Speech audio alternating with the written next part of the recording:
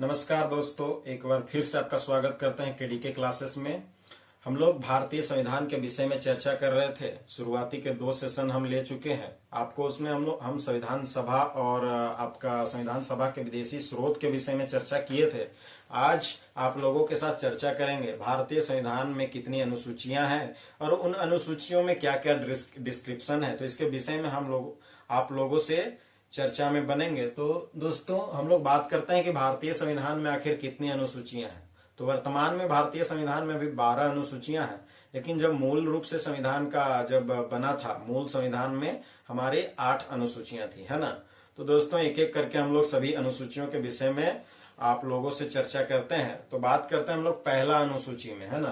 तो पहला अनुसूची देखिए, पहला अनुसूची में क्या है। पहला अनुसूची में राज्यों एवं केंद्र शासित प्रदेशों का उल्लेख है। ठीक है। पहला अनुसूची देखिए, पहला अनुसूची में राज्यों एवं केंद्र शासित प्रदेशों का उल्लेख। तो राज्य कितने हैं भाई। तो राज्य अभी हमारे वर्तमान में 28 राज्य हैं। पहले 29 राज्य थे, है ना। पहले 29 राज्य थे, अभी 28 राज्य हैं। और 28 राज्य और 8 केंद्र शासित प्रदेश।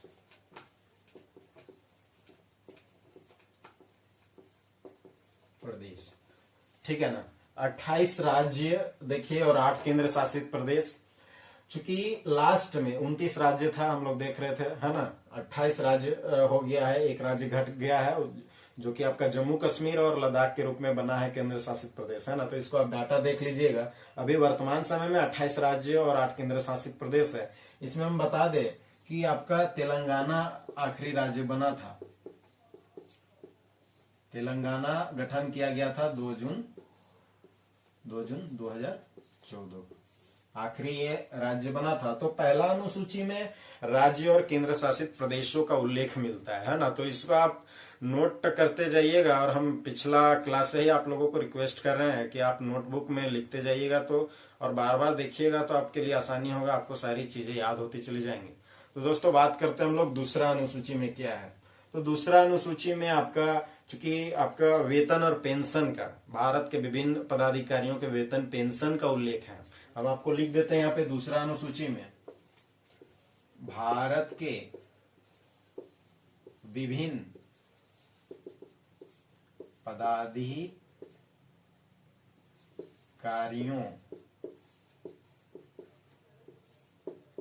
के वेतन एवं पेंशन, वेतन एवं पेंशन का जिक्र है ना। तो भारत के विभिन्न पदाधिकारियों कहने का मतलब क्या क्या होगा। तो भारत के राष्ट्रपति होंगे, उपराष्ट्रपति होंगे, प्रधानमंत्री होंगे, चीफ जस्टिस ऑफ इंडिया होंगे, भारत के मुख्य न्यायाधीश होंगे, है ना। तो मुख्य चुनाव आयुक्त होंगे। तो इन लोगों को वेतन जो मिलेगा और पेंशन जो मिलेगा, तो वो दूसरा अनुसूची में आपका डिस्क्रिप्शन किया हुआ है ना। तो दोस्तों, हम लोग देखेंगे, बात करेंगे कि ये सभी, जैसे हम यहाँ पे लिख ही देते हैं, राष्ट्रपति हो गया, उपराष्ट्रपति हो गया, है ना। उपराष्ट्रपति, आपका इलेक्शन कमीशन, आपका मुख्य चुनाव आयुक्त,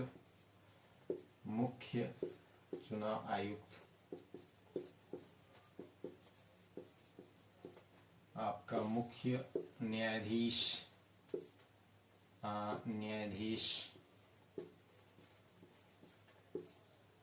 सुप्रीम कोर्ट के मुख्य न्यायाधीश, है ना, मुख्य चुनाव आयुक्त। तो इन सभी का वेतन जो है ना, इन सभी का वेतन जो है संचित निधि से मिलता है। ध्यान रखिएगा, संचित निधि से। ये क्वेश्चन आपका कंपटीशन एग्जाम में पूछते रहता है कि राष्ट्रपति को किस निधि से वेतन मिलता है। तो ध्यान रखेंगे, संचित निधि से राष्ट्रपति को वेतन मिलता है। और ये अनुच्छेद हमको लगता है कि 266 में होगा संचित निधि। आप एक बार देख लेना, 266 में संचित निधि का जिक्र मिलता है। हम तो यहाँ पे वेतन का बात कर लिए। वर्तमान में अभी राष्ट्रपति का वेतन 5 लाख पर महीना होगा, है ना। तो 5 लाख। राष्ट्रपति का वेतन, उपराष्ट्रपति का हमको लगता है 4 लाख होना चाहिए, 4 लाख ही होगा, है ना, 4 लाख होगा। लेकिन क्या होता है कि एक बार क्वेश्चन आ गया कि राष्ट्रपति का वेतन कितना होता है, और ऑप्शन में 5 लाख नहीं था, ऑप्शन में कितना लाख था, 60 लाख, 70 लाख। तो ये पर ईयर का, तो 5 लाख एक महीना का है, तो आपका 12 महीना एक साल में होता है, तो 60 लाख हो जाएगा। तो इस तरह से भी क्वेश्चन देता है ना। तो आप ध्यान रखिएगा इस चीज को। अब हम लोग वेतन का तो यहाँ पे बात कर लिए, अब बात करते हैं पेंशन का। तो इन सभी जो पदाधिकारियों का पेंशन क्या होगा भाई, तो पेंशन जो होता है दोस्तों इज इक्वल टू जितना वेतन मिलेगा उसका डिवाइडेड 2 से कर देना आपको, है ना। तो डिवाइड जब 2 से कर देंगे तो यानी 50% जो है आपको मिलेगा पेंशन। तो यहां तक हम लोग देख लिए दूसरा अनुसूची के विषय में। हम चाहते हैं कि आप लोग लिखते जाएंगे ताकि आप लोगों को याद होते जाएगा। आप स्क्रीनशॉट ले लेना और लिख लेना, हम इसको मिटा दे रहे हैं ना। अब हम लोग बात करेंगे तीसरा अनुसूची में। देख लिए हम लोग विभिन्न पदाधिकारियों के वेतन और पेंशन के विषय में जान लिए कि दूसरा अनुसूची में उल्लेख किया गया है, ठीक है। अब हम लोग बात करेंगे कि तीसरा अनुसूची में क्या है दोस्तों। तो तीसरा अनुसूची में भारत के विभिन्न पदाधिकारियों के आपका शपथ और गोपनीयता का उल्लेख किया गया है ना। तो शपथ और गोपनीयता फिर लिख देते हैं। तीसरा अनुसूची में आपका भारत के विभिन्न पदाधिकारियों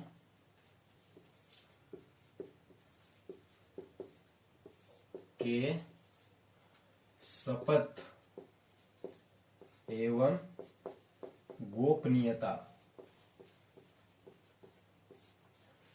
शपथ एवं गोपनीयता का उल्लेख किया गया है हमारे संविधान में। तीसरा अनुसूची में देखिएगा, है ना, तीसरा अनुसूची में शपथ एवं गोपनीयता। तो कहने का मतलब है कि इसमें भी हो जाएगा, राष्ट्रपति होगा, है ना, उपराष्ट्रपति होगा, ठीक है, प्रधानमंत्री होगा। तो हम लोग देखते हैं राष्ट्रपति को शपथ कौन दिलाता है भाई। तो राष्ट्रपति को शपथ भारत के मुख्य न्यायाधीश दिलाते हैं, है ना। और उपराष्ट्रपति हो गया, प्रधानमंत्री हो गया, है ना, और आपका चीफ जस्टिस हो गया। इस तरह से सभी आपका विभिन्न पदाधिकारियों के, आपका चूंकि भारत के विभिन्न पदाधिकारियों के शपथ एवं गोपनीयता का उल्लेख तीसरा अनुसूची में मिलता है।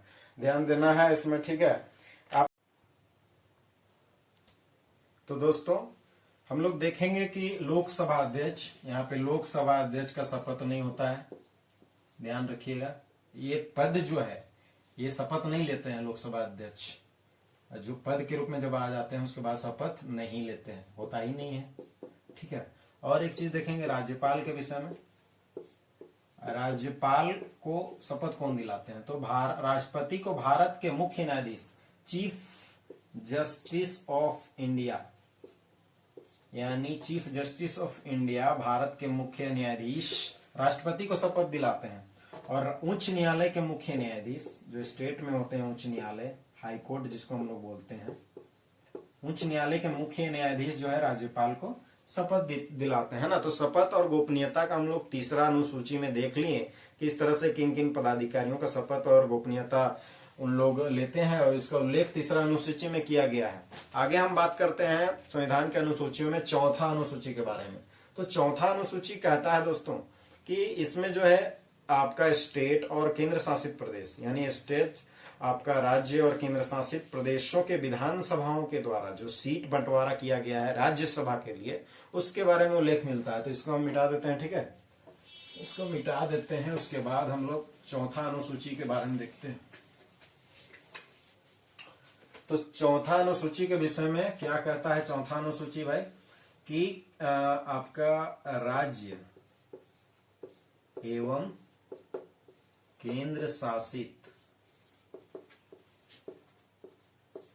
प्रदेशों की विधानसभाओं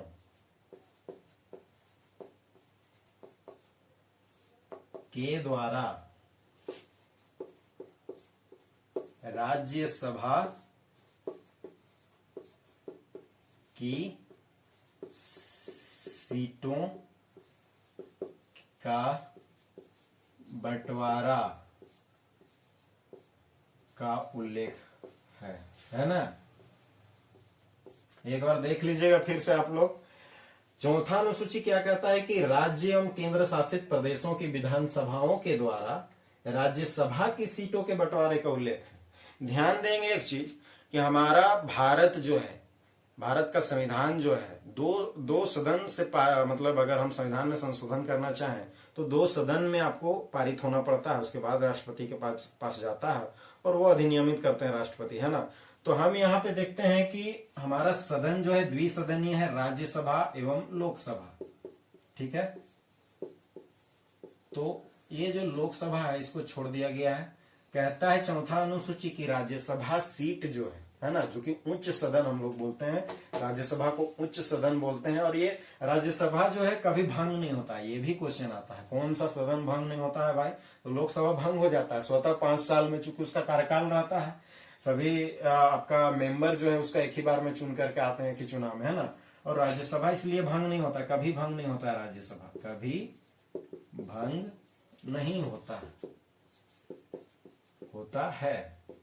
इसके पीछे क्या कारण, ये क्वेश्चन आया हुआ था एसएससी में, है ना, कि कौन सा सदन कभी भंग नहीं होता है, तो वो राज्यसभा होगा।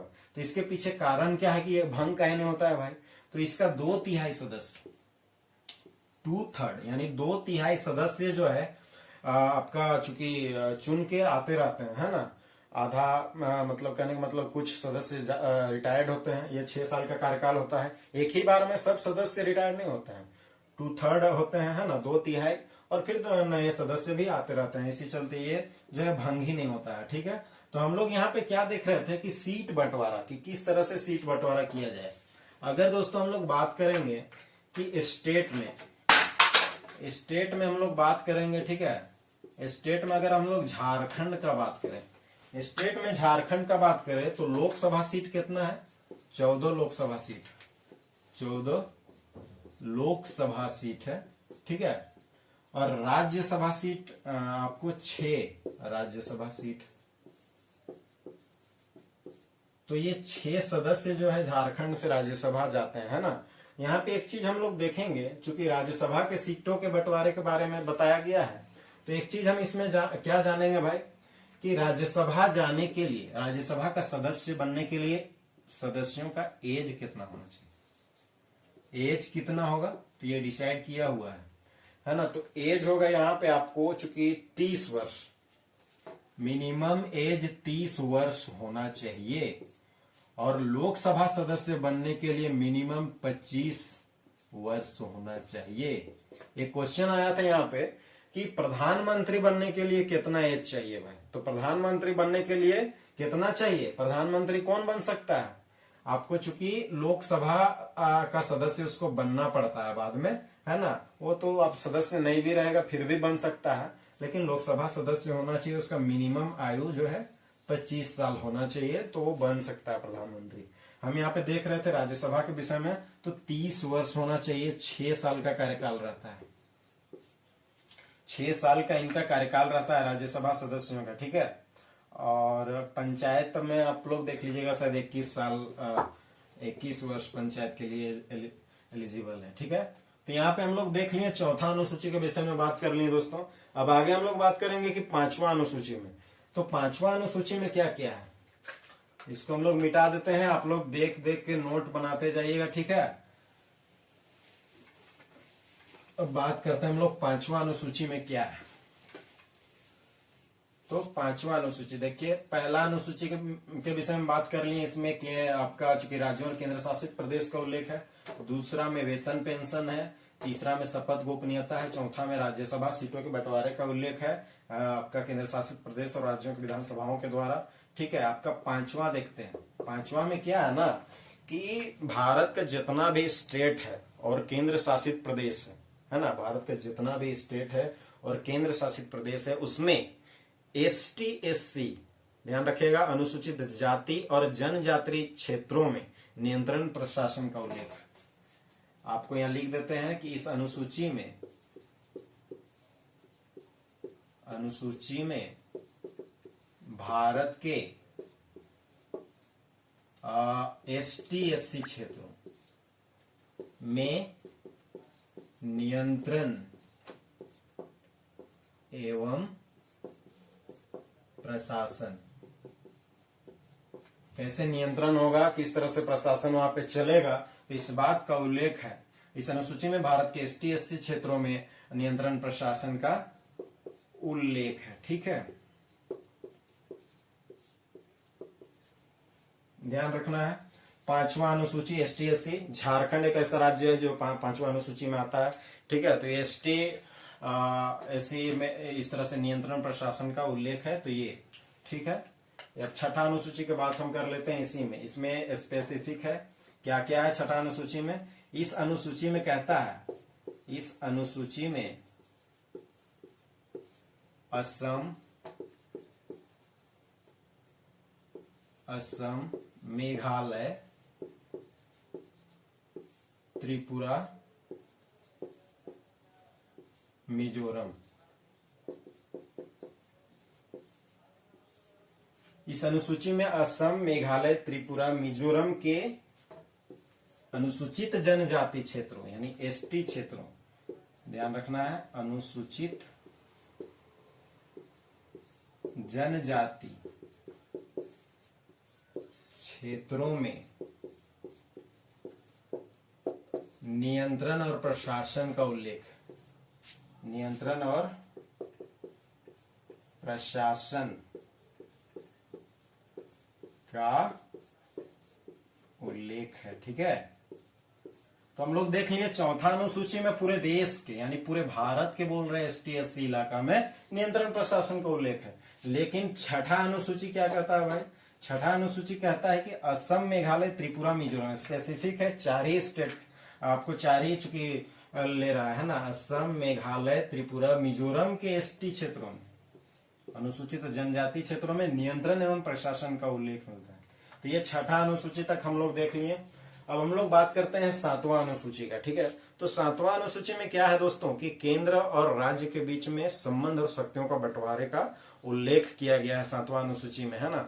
तो इसको हम मिटा देते हैं और सातवां अनुसूची के विषय में लिखते हैं। सातवां अनुसूची क्या कहता है कि इस अनुसूची में, सातवां अनुसूची, इस अनुसूची में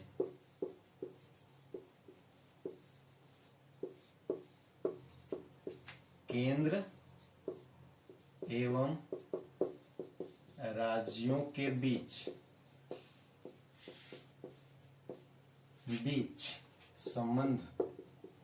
संबंधों एवं शक्तियों का बंटवारे का उल्लेख है। ठीक है, इसी में तीन तरह का सूची आता है, संघ सूची, राज्य सूची, समवर्ती सूची। ठीक है, तो आप लोग देख लिए इस अनुसूची में केंद्र और राज्यों के बीच में संबंध और शक्ति का बंटवारे का उल्लेख है। इसमें तीन तरह की सूची हम लोग पढ़ते हैं, संघ सूची, राज्य सूची, है ना, और आपका समवर्ती सूची। हम बात करेंगे संघ सूची में क्या क्या आएगा और राज्य सूची में क्या क्या आएगा, कुछ हम लोग विषय बात कर लेते हैं ना, समवर्ती सूची में क्या क्या आएगा। तो ध्यान देंगे, ये रक्षा संबंधी, रक्षा एवं विदेश नीति संबंधी जो भी विषय हैं तो वो संघ सूची में आएंगे।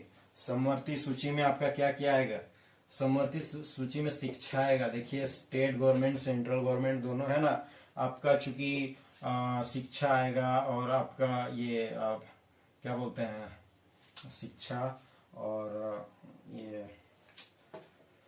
राज्य सूची में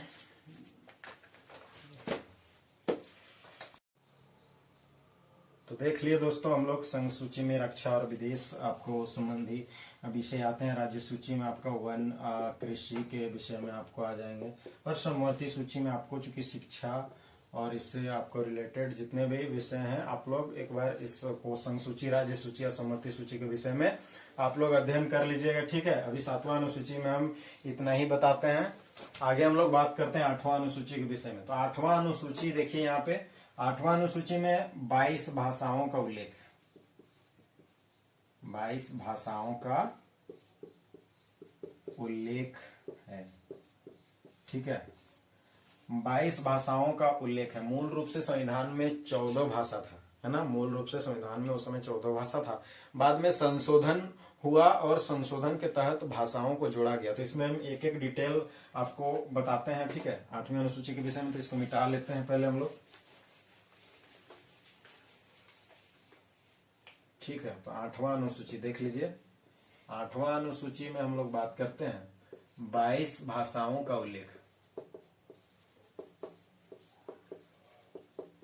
उल्लेख किया गया है 8वां अनुसूची में। ठीक है, 22 भाषाओं का उल्लेख है। मूल रूप से कितना भाषा था? 14 भाषा था पहले संविधान में। अभी संवैधानिक संशोधन हुआ। कितना संवैधानिक संशोधन? 21वां संवैधानिक संशोधन, है ना। इसको हम लोग एस को बोलते हैं, संवैधानिक संशोधन। 1967 में हुआ। 1967 में सिंधी भाषा के लिए संवैधानिक संशोधन किया गया। सिंधी भाषा को संविधान में जोड़ा गया। ठीक है, भाषा को संविधान में, भारत के संविधान में 8वां अनुसूची में जोड़ा गया। तो 21वां संवैधानिक संशोधन 1967 के द्वारा। तो सिंधी भाषा देख लीजिए 15वां भाषा बन जाएगी उस हिसाब से। ठीक है, पहले मूल रूप से 14 भाषा का उल्लेख किया गया था। अभी 21वां संवैधानिक संशोधन 1967 से सिंधी भाषा को जोड़ा गया, तो ये 15वां बन गया। अब फिर आते हैं अगला संवैधानिक संशोधन, कितना? 71वां संवैधानिक संशोधन 1992। 71वां संवैधानिक संशोधन 1992 के द्वारा, 1993, 92-93, है ना। 1992-93 आपका चूंकि लास्ट में हुआ होगा, तो हमको लगता है 92 ही होना चाहिए। एक बार आप इसको देख लीजिएगा। ठीक है, तो 71वां संवैधानिक संशोधन से आपका जोड़ा गया है 3 भाषा। 3 भाषा किसको किसको?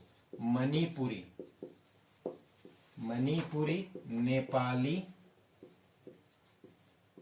नेपाली और कोंकणी। ठीक है, मणिपुरी, नेपाली और कोंकणी, ये 3 भाषाओं को जोड़ा गया। देख लीजिए 15-3 18 भाषा हो गया। ठीक है, इसको हम लोग याद कैसे रखते हैं? हम लोग, एक होता है पत्थर का मनका। ठीक है, पत्थर का मनका, तो इसको हम लोग फर्स्ट वर्ड मनेको से याद रखते हैं। म से मणिपुरी, ने से नेपाली और को से कोंकणी, है ना। ठीक है, तो ये ट्रिक है, आप लोग याद कर सकते हैं, है ना। मनेको से मणिपुरी, नेपाली, कोंकणी, ये 3 भाषा संवैधानिक संशोधन 71वां से जोड़ा गया। ठीक है ना। तो ये चीज हम लोग देख लिए 1992 में, है ना। अब हम लोग बात करते हैं 92वां संवैधानिक संशोधन 2003 के विषय में। तो 2003 यहाँ पे कौन कौन भाषा जोड़ा गया इससे 8वां अनुसूची में? तो देखिए, सबसे पहले जोड़ा गया है आपका मैथिली, आपका संथाली। 2003 ये झारखंड का भाषा है। ठीक है, आपका डोंगरी, डोंगरी लिख दें, डोंगरी। ठीक है, और बोडो, है ना। बोडो ये असम का भाषा हो जाएगा। ठीक है, ये संथाली झारखंड का भाषा हो जाएगा। जीएच लिख देते हैं, है ना। और ठीक है, यहाँ पे देखिए 4 भाषाओं को 92वां संवैधानिक संशोधन 2003 के द्वारा संवैधानिक संशोधन किया गया और इसको जोड़ा गया। कितना? 8वां अनुसूची में जोड़ दिया गया। तो टोटल कितना भाषा हो गया? यहाँ पे मूल रूप से 14, सिंधी भाषा बना 15वां, और आपका मणिपुरी, नेपाली, कोंकणी बना, देखिए आपका 15, 16, 17, 18, 19, 20, 21, 22। तो सारा भाषा हम लोग देख लिए यहाँ पे, है ना। क्लियर है यहाँ तक दोस्तों? ये 8वां अनुसूची, यहाँ से क्वेश्चन पूछता है हमेशा। आप लोग इसको ध्यान रखिएगा। और इसको याद रखने के लिए, है ना, इसको कैसे हम लोग 4 भाषा जो, इसको हम लोग कैसे याद रख सकते हैं? तो यहाँ पे एक हम दे देते हैं लास्ट वर्ड को। आप लोग देख लीजिए, लास्ट वर्ड क्या है? ली, री, डो, है ना। तो याद रख सकते हैं लीली, रीडो। ठीक है, मैथिली, ली से मैथिली, संथाली, डोंगरी और बोडो।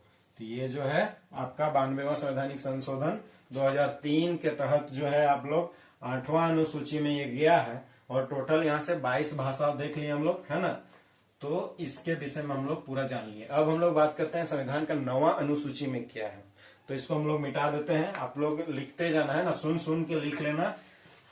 हम लोग 9वां अनुसूची के विषय में बात करते हैं। तो हम लोग ये देखते हैं कि 9वां अनुसूची जो है दोस्तों, 9वां अनुसूची जो है सबसे पहला संवैधानिक संशोधन 1951, है ना, 1951 में पहला संवैधानिक संशोधन हुआ था, तो उससे रिलेटेड है। इसमें क्या होता है कि जमींदारी प्रथा को अंत करता है। ध्यान रखिएगा, ये जो अनुसूची 9वां अनुसूची है वो जमींदारी प्रथा को अंत करता है। लिख ही देते हैं, है ना। 9वां अनुसूची देख लीजिएगा आप लोग, जमींदारी प्रथा का अंत करता है। ठीक है, कौन अंत करता है? 9वां अनुसूची।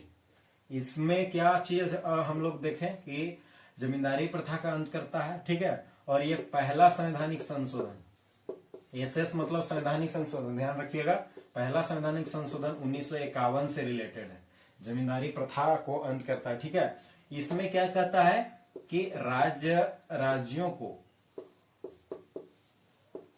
किस तरह से भूमि अधिग्रहण करना है ना, उसके बारे में उल्लेख किया गया।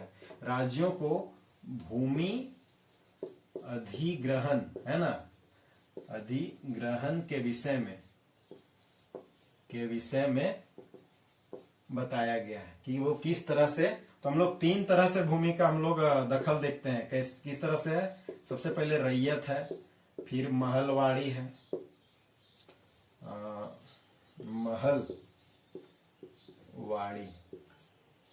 महल गलत लिखे है ना, महलवाड़ी।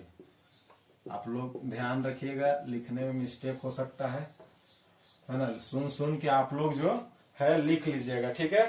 9वां अनुसूची में हम लोग देख लिए, ठीक है, महलवाड़ी और अस्थाई। एक तरह से अस्थाई, यहाँ पे एक चीज हम छोड़ दिए, अस्थाई, ठीक है। ये 3 तरह से जमींदारी प्रथा था, है ना। रैयत था, अभी भी है, रैयत है, महलवाड़ी है और अस्थाई। अभी इस तरह से जो कानून बना हुआ है ना कि राज्य किस तरह से भूमि अधिग्रहण कर सकता है, तो ये चीज हम लोग का डिस्क्रिप्शन में 9वां अनुसूची में दिया हुआ है। अब हम लोग बात करते हैं 10वां अनुसूची में। तो 10वां अनुसूची में क्या है, ये जो अनुसूची है, ये जो अनुसूची, ये 10वां अनुसूची जो है दल बदल के कानूनों का प्रावधान करता है, ठीक है। दल बदल के कानूनों का प्रावधान करता है। इसमें क्या है कि 52वां संवैधानिक संशोधन 1985 से ये जोड़ा गया है संविधान का 10वां अनुसूची में। दल बदल क्या है भाई, तो हम लोग देखते हैं कि अधिकतर विधायक लोग क्या करता है, स्टेट के विधायक लोग कुछ पार्टी से दूसरे पार्टी से जीतेंगे और दूसरे पार्टी में चले जाएंगे, है ना। तो इस तरह से वो दल बदल के मामले में, दल बदल के दायरे में आ जाता है। हम लोग देखेंगे, झारखंड का बात करते हैं तो झारखंड में भी हम लोग लगातार दल बदल के हम लोग केस देख रहे हैं, है ना। लगातार केस चल रहा है अभी भी, चाहे जेबीएम, अभी के विषय में अगर बात करेंगे तो जेबीएम झारखंड में एक पार्टी था, झारखंड विकास मोर्चा, उसका 2 विधायक, बंधु तिर्की और आपका प्रदीप यादव, ये लोग दल बदल में चले गए। यहाँ पे बाबूलाल मरांडी का भी मामला दल बदल में फंसा हुआ है। तो ये सारी चीजें जो है, दल बदल का प्रावधान जितनी भी है, चाहे उसमें दल बदल से रिलेटेड कानून हो या उनके विषय में जितने भी प्रोविजन हो, कौन फैसला लेगा। यहाँ पे एक चीज आप लोगों को ध्यान रखिएगा कि दल बदल से जितना भी संबंधित केस होता है या दल बदल से संबंधित विषय पर अध्यक्ष जो है फैसला लेते हैं, कौन? आपका विधानसभा अध्यक्ष फैसला लेते हैं, है ना। विधानसभा अध्यक्ष फैसला लेते हैं। आप लोग इस चीज को ध्यान रखिएगा, इंपॉर्टेंट चीज है। दल बदल के कानून में कौन अभी किसके पास चल रहा है? अभी विधानसभा, झारखंड विधानसभा अध्यक्ष, ध्यान रखिएगा, विधानसभा अध्यक्ष फैसला करता है दल बदल के जो है आपको केस में, है ना। ठीक है, तो उसके पास विशेष न्यायाधिकरण में वो चला जाता है ना। तो यहाँ पे ध्यान रखेंगे। 10वां अनुसूची हम लोग देख लिए दोस्तों। अब चलिए हम लोग आगे बढ़ते हैं 11वां अनुसूची में। यहाँ तक क्लियर है आप सभी को? एक एक अनुसूची एक बार फिर से हम रिवीजन कर लेंगे। अभी तो मिटाते जा रहे हैं, आप लोग लिखते चले जाना, ठीक है। अब हम लोग बात करते हैं 11वां अनुसूची का। तो भारतीय संविधान का 11वां अनुसूची क्या कहता है? भारतीय संविधान का 11वां अनुसूची कहता है आपका 73वां संवैधानिक संशोधन से ये जो है जोड़ा गया है। 11वां अनुसूची 73वां संवैधानिक संशोधन 1993 के तहत 1993 के तहत ये जोड़ा गया है भारतीय संविधान के अनुसूची में, इस अनुसूची को। तो चूंकि ये 8वीं अनुसूची तक था मूल संविधान में, है ना, 9वां अनुसूची जोड़ा गया, 10वां अनुसूची जोड़ा गया, 11वां अनुसूची जोड़ा गया, 12वां अनुसूची जोड़ा गया, तो ये 73वां संवैधानिक संशोधन से जोड़ा गया। और ये क्या कहता है, इसका प्रमुख बात क्या है, तो ये स्थानीय स्वशासन, ग्रामीण स्थानीय स्वशासन का उल्लेख करता है। ठीक है, उल्लेख करता है, मतलब ग्राम पंचायत या आप एक तरह से कह सकते हैं पंचायती राज का उल्लेख करता है। एक चीज हम लोग ध्यान देंगे कि ग्रामीण स्थानीय स्वशासन कहने का मतलब ग्राम पंचायत, ग्राम प्रधान हो, मुखिया हो, वार्ड सदस्य हो, पंचायत समिति हो, ये सभी जो है मेंबर हो जाते हैं ग्राम पंचायत में, है ना। तो ये इसमें इंपॉर्टेंट है, ये क्वेश्चन बार बार पूछता है कि कौन सा संवैधानिक संशोधन के तहत जो है जोड़ा गया है हमारे संविधान की अनुसूची में। आखिरी हम अनुसूची देखते हैं 12वां अनुसूची। 12वां अनुसूची में क्या है, ये 74वां संवैधानिक संशोधन से जोड़ा गया है। 74वां संवैधानिक संशोधन से जोड़ा गया है। 1900 हम यहाँ पे 93 लिख देते हैं। ठीक है, तो ये स्थानीय नगर, इसमें हम स्थानीय शहरी, आप शहरी बोल सकते हैं, है ना, शहरी स्थानीय स्वशासन या नगरीय स्थानीय स्वशासन बोल सकते हैं, नगरीय स्थानीय स्वशासन। ठीक है, नगरीय स्थानीय स्वशासन जिसमें क्या क्या होता है, नगर पालिका होता है, नगर पालिका होता है, नगर पंचायत होता है। ठीक है, नगर पंचायत होता है, नगर परिषद होता है, देखिएगा नगर परिषद होता है। ठीक है, तो ये सभी का उल्लेख है ना, तो ये सभी का उल्लेख हमारा अंतिम अनुसूची 12वां अनुसूची में दिया हुआ है। तो एक बार फिर से देख लीजिए, हम लोग यहाँ तक आ गए हैं, संविधान का सारा अनुसूची हम लोग एक एक करते हुए देख लिए। अब हम लोग सीधे कैसे जाएंगे, एक एक लाइन में हम लोग अनुसूची को कैसे याद रखेंगे, सो देखते हैं। ठीक है, आखिरी हम लोग यहाँ तक कर लेते हैं, उसके बाद ये टॉपिक को हम आगे खत्म कर देंगे। अनुसूचियां में 11वां अनुसूची। ठीक है, तो पहला अनुसूची देखिएगा दोस्तों, यहाँ पे आपका राज्य एवं आपका केंद्र शासित प्रदेशों का उल्लेख, प्रदेश का उल्लेख। ठीक है, दूसरा में वेतन पेंशन है, ये चीज आपको याद रखना, वेतन एवं पेंशन। तीसरा में शपथ गोपनीयता, शपथ एवं गोपनीयता। चौथा में आपका चूंकि राज्यसभा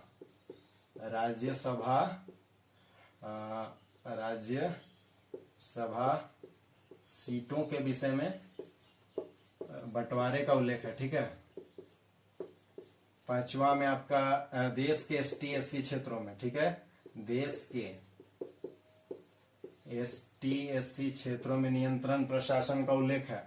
छठा में असम मेघालय त्रिपुरा मिजोरम, असम मेघालय त्रिपुरा मिजोरम के एसटी क्षेत्रों में केवल ध्यान रखना है, छठा अनुसूची में केवल एसटी क्षेत्रों पर, और पांचवा अनुसूची में देश के एसटी एससी क्षेत्रों पर नियंत्रण प्रशासन का उल्लेख है। सातवां में केंद्र राज्य के बीच में संबंध है, राज्य के बीच में संबंध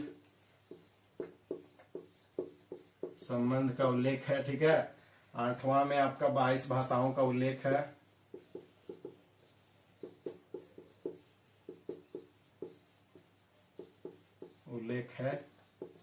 नौवां में जमींदारी प्रथा का अंत करता है पहला संवैधानिक संशोधन ध्यान रखना है, पहला संवैधानिक संशोधन से जुड़ा है, संवैधानिक संशोधन, जमींदारी प्रथा का अंत करता है,